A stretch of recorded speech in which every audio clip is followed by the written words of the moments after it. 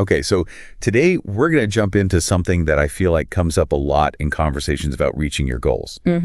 Like getting to that next level or, achieving those dreams that we all have. Yeah. It's this idea, and I think maybe a lot of people have heard of it. It's called the law of attraction.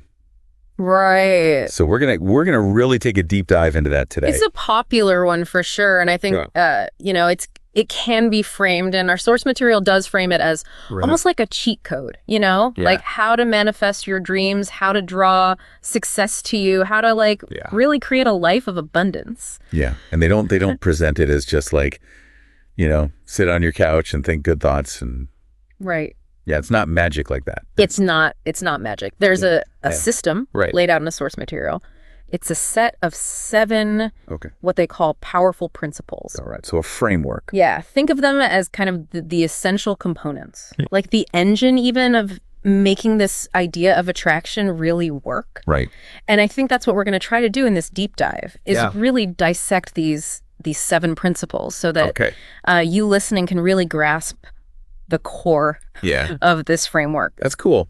And it's interesting that they kind of tease a little bit throughout the source material. Yeah. That the last principle is like... You do. They do. They say it's the key to making it all work. Yeah. So that's intriguing to me. So we're definitely going to get to that. Yeah, we have to. We have to get to that. So we'll unpack that one. All right. So principle number 1, clarity. So what is it about this, this concept of knowing exactly what you want? Well, the source is very, very emphatic about this. Okay. The universe responds to specific and clear intentions, they say. Okay. So much of this is about, if you have a hazy idea of what you're aiming for, right, then the universe, and maybe even more importantly, your own focus and actions will also be unfocused. Right. It needs a precise target. Yeah, that makes sense. If you aim at nothing, you'll hit it every time, as the saying goes. Exactly. Yeah. I was thinking like if you're, trying to navigate somewhere and you don't really know where you're going, right, you might end up somewhere interesting. Yeah. But it's probably not going to be where you were trying to go. Exactly. And vague desires, according to this perspective, tend to yield vague results. We need that clear target. And they give a really clear example. They do. Of like contrasting a general wish with a really specific goal. Yeah. So instead of saying something like, I want more money, which I think a lot of people probably do. Right. The source suggests a much more defined intention, like, I want to earn $10,000 a month doing what I love. Right. That's a big difference. A very specific and powerful goal. Yeah, because then it starts to paint this picture for you in your mind of What's so fascinating here is the implication that this clarity isn't just for mental organization. It's like directly amplifying your manifestation power. Okay. The more clear you are, the more you focus your energy, the stronger the signal you send out towards your desired outcome. So it's almost like a sharpening of your focus. Yeah. I like that. Yeah. It's a good way to put it. Both internally and then in what you're putting out there. Okay, so principle number 2 goes from clarity, which is kind of like, pretty straightforward, to something I think that might be a little bit more abstract for some people. Yeah. This idea of vibration. Yeah, the principle of vibration. Right. So what's the core idea here? So this rests on this idea that everything in the universe is made up of energy, including your thoughts and emotions. Okay. And they use these terms, vibration and frequency, to illustrate this idea that our internal state has this energetic quality that attracts similar experiences. Okay. So you are constantly emitting a certain frequency based on how you feel. So it's like tuning into a radio station. Yeah. You're on a certain frequency, and that's... Yeah, I like that. Yeah. You're picking up a certain station based on that frequency. Yeah. So in this analogy, your feelings are the frequency, and the universe is the radio receiver. Okay. Yeah, I like that analogy. So if your dominant feelings are grateful, happy, abundant, you'll naturally attract more circumstances and opportunities that resonate with those positive vibrations. But conversely, if you're consistently focusing on these negative emotions like lack or fear or doubt, then you're said to attract more of that negativity into your life. Yeah, so it's like... It's this energetic signature. It's actively broadcasting a frequency that aligns with corresponding outcomes. So your internal emotional landscape is like a magnet. Yeah, I like that. Yeah. That's really good. And they say that there are ways that you can kind of like shift that frequency. They advise a conscious effort to raise your vibration by practicing gratitude, joy, and positivity every day. Okay, so it's not just about suppressing negative thoughts. It's about actively cultivating positive ones. Okay, so that's interesting. So now we go from this idea of vibration, which is like this external energy kind of thing, to belief. Yes. Belief, which is very internal. Right. So the principle of belief. So how does that factor into this whole law of attraction thing? Well, they're very clear about this too. Your beliefs shape your reality. Okay. Our ingrained beliefs, often formed over many years, act as a very powerful filter that either allows or blocks opportunities and experiences from entering our lives. So if you have these deep-seated beliefs that you're not capable or not deserving of success or abundance or love or whatever it is that you're trying to attract. That's the implication. It's almost like setting up this self-fulfilling prophecy. It is. It's like self-sabotage almost. Yeah. But you're doing it without even realizing it necessarily. Right. Yeah. And they say very specifically that limiting beliefs can block opportunities. Okay. But on the flip side, they also say that if you develop a strong, unwavering belief in your own worthiness and your capability that you deserve and you can achieve what you desire, then the universe will open doors for you.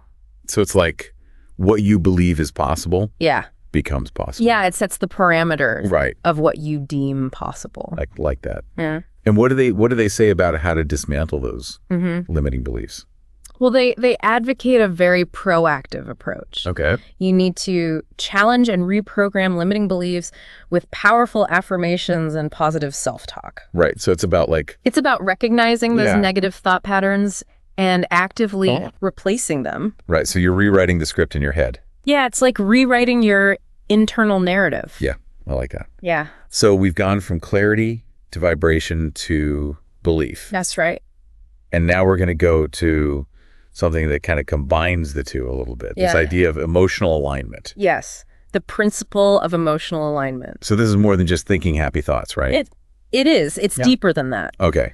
They say that it's not just about thinking positively. You must feel as if your desires are already yours. Okay. So it's like really embodying the feeling of the desired outcome in the present moment. So it's not enough to just say, okay, I want abundance. Right. I have to feel abundant. Exactly. You have to tap into those feelings of joy, of gratitude, of security that you imagine having if you were already abundant. Right. And they say that your emotions send signals to the universe. Okay. So if you intellectually desire wealth, but you constantly feel this anxiety and stress. About your finances. Yeah. You're sending out a mixed message.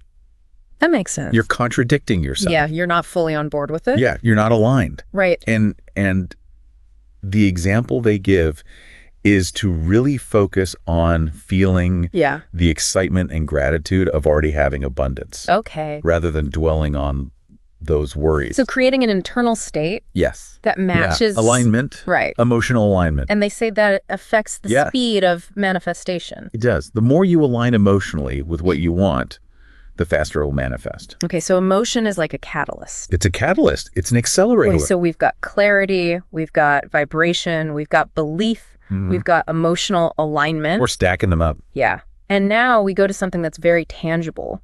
Yes. This idea of action. The principle of action. And I think this is so important because sometimes I think the law of attraction can be misconstrued as being very passive. Oh, yeah. Just think good thoughts and wait for things to magically appear. Sit on the couch, visualize, and it will come. But they say that's not the case. They are very clear about this. Okay. The law of attraction is not just about wishful thinking. Action is a crucial part of the process. Okay. The universe responds to movement. So you can't just meet the universe halfway. Right. You can't just visualize getting a promotion. Right. And then just expect it to land in your lap. Exactly. You have to take steps to make that happen. You have to put in the work. Right. You have to at least make it known that you want it. And what are some of the examples of the kinds of actions? They talk about inspired action. Okay. Things like applying for a new job, starting a side hustle, or networking. So you're putting yourself out there. Right. You're taking those steps. Yeah. And often that happens through intuition. Right. You get this feeling that you should take a certain action. Mm-hmm. And that's the universe speaking to you. Right. So trusting that little voice. Yes. Trusting your intuition and taking small steps every day towards your goals. Okay. So it's really like a partnership between that inner work and then the outer work. It's that dance. Right. Between the inner and the outer. Yeah. I like that. Okay, so principle number 6 is where I think it starts to get a little bit paradoxical. Yeah. The idea of detachment. Yes. The principle of detachment. So how do you let go of something that you're trying to attract? It seems counterintuitive. It does. But they say that the universe works best when you trust and let go. Okay. And this addresses a common stumbling block. Yeah. That a lot of people who are trying to apply this law encounter, which is they get obsessed with their desires. Right. And that actually can be counterproductive. It can, because when you desperately chase something, you're actually sending out a vibration of lack. Oh, wow. So it's almost like the more you're like, I need this, I need this, I need this. You're pushing it away. You're actually pushing it away. You're focused on its absence. Right. Rather than its presence. Wow. And so they do clarify that detachment doesn't mean giving up. Right. It means believing that what you want is already yours. Okay. On some level. Right. And shifting your focus to just living in joy and peace. In the present moment. Yeah, in the present moment. Okay, so that's a big leap of faith for a lot of people, I think. It is a shift in mindset. Yeah. From neediness and anxiety to confident expectation. Right, so that's a big one. It's a process. Yeah, it is. Okay, so we've gone through 6, and this brings us to the 7th. Yeah. That they've said is like the key. The key to making it all work. The key. The principle of gratitude. So why is gratitude so important? Well, they say that gratitude is the secret key to amplifying your manifestations. Okay. That when you genuinely appreciate what you already have, you create a powerful, energetic state that naturally attracts even more abundance and positive experiences. So you're shifting your focus. You're shifting from what's missing to what's already there. And it's like a signal to the universe. I like this. I want more of this. Yeah. I appreciate this. Yeah. Give me more. It's like a positive feedback loop. Yeah. And they suggest some practical ways to cultivate this appreciation. Yeah. Like starting a gratitude journal and expressing thanks even for the small things in your daily life. Yeah. This consistent practice is said to fundamentally shift your mindset from scarcity and abundance. Right. Essentially making you a magnet for more blessings. Yeah. That's a really nice way to look at it. It's a beautiful concept. It is. And it makes sense to me that if you focus on the positive aspects of your current reality, that's going to help to attract more positive things into your life. It's like setting the stage for more good things to come. So we've gone through all 7 of them. We've done it. We've done it. Clarity, vibration, belief, emotional alignment, action, detachment, and gratitude. And gratitude is that key. The key to it all. Yeah, that unlocks and amplifies. It's interesting because I feel like you could look at all 7 of them. Yeah. And maybe one of them is speaking to you more than the others right now. Yeah, definitely. Like maybe you need to get clear on what you want, or maybe you need to work on your vibration. Maybe you're, not believing in yourself enough. Yeah. Maybe you need to work on being more detached. Or maybe you just need to appreciate what you already have a little bit more. Yeah. So as you've been listening to this, I would just invite you to think about which one of those stands out to you. Yeah. Which one resonates the most with you? Yeah. Yeah. Because I think it can change too. It does. It changes over time. Yeah. You might be in a place where you really need to work on gratitude. And then another time you might be in a place where you really need more clarity. Yeah, you need more clarity. So I think that's the crucial next step, right? Like understanding these principles intellectually is valuable. Right. But the real power is in how they intersect with your own life. Right. Your own aspirations. Your own journey. Yeah, your own journey. And remember, you have the power to influence. Yes, you do. And shape your reality. Don't give that power away. Yeah. You have it. Yeah, these are just tools. They're tools. A framework. Yeah, a framework. To think about that journey. Exactly. All right, well, thanks for taking the deep dive with us. My pleasure.